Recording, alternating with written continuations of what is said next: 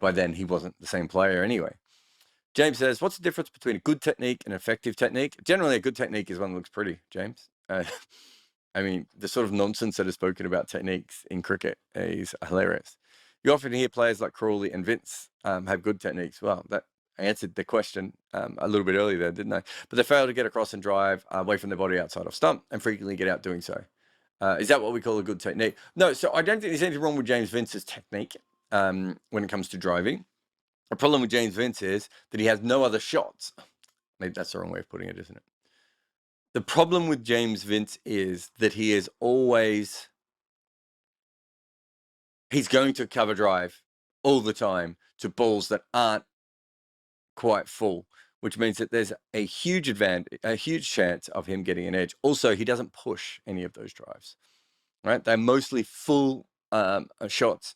And then the other thing with James Vince specifically is he doesn't really score singles, right? So he either hits a boundary or he doesn't score at all. That means that you can bowl him for ages on end and you can play with his patience. We know that for all of his talents, patience isn't probably one of them.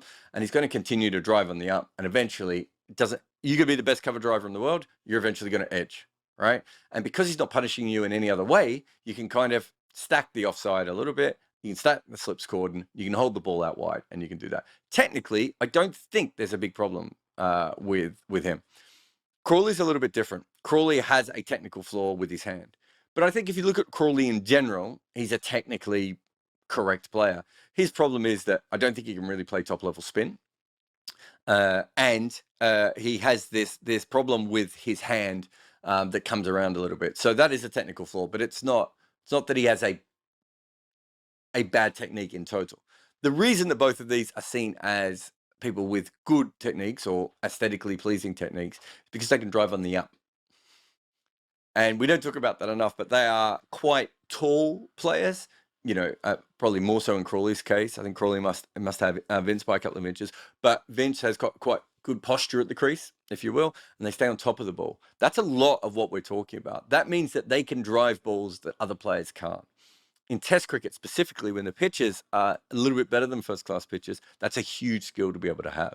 And so, yeah, there is a huge conflation between good techniques and effective techniques. One of my favorite ones ever was Greg Blewett, who played for Australia, who, I don't know, must have averaged just under 40 in Test cricket. So, certainly wasn't a bad player, made a double hundred in South Africa.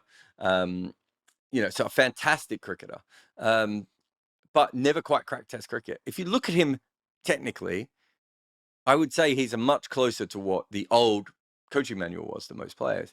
And yet he had huge problems with the ball coming back in, right? I think he would have, the way he batted, he might even have more problems now in the DRS era than he did pre-DRS.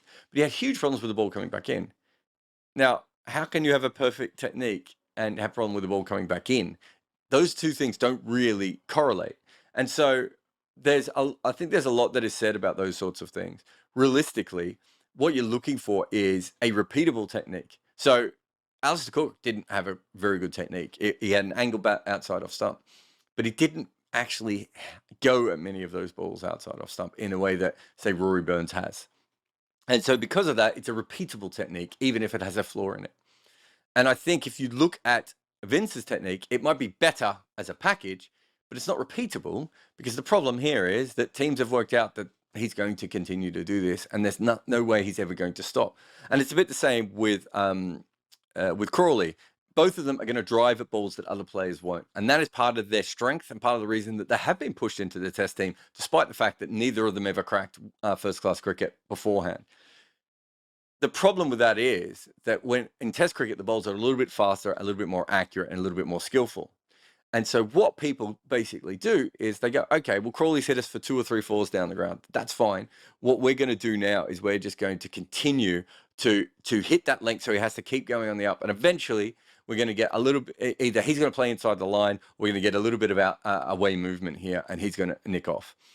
And I think that then you could say that he has a good technique to get on top of the ball and to drive and to force teams and certainly bowlers onto the back foot.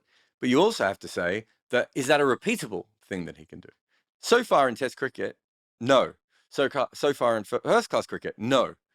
You would say the same of James Vince. So you can have a good technique, and your elbow can be in the right position, your head can be over the ball, you can even be playing late, all these things. But if what you're doing doesn't work in a repeated manner, then there's a problem, right? And so if you look at Kane Williamson, he plays his defensive shots quite often in the open face of the bat. If anyone else did that, they would probably get a lot more edges to slips that would carry than he does. It wouldn't be repeatable. It's repeatable for him because he has the ability to middle more of them, to backward point, to, past third slip, past fourth slip even at times, and that they go along the ground. That's not as pure a technique as what James Vince or Zach Crawley have in many ways. But it's a much better technique for Test cricket. So there is a conflation between good and aesthetically pleasing. There's also a conflation between someone who's doing everything right, but they're still being dismissed, and someone else is doing fewer things right, but doesn't get dismissed as much. And I think that's where we get a little bit confused. I mean, Steve Smith and Don Bradman are two perfect examples, and Viv Richards and Kevin Peterson. There's a few of them, not good techniques, and yet good players.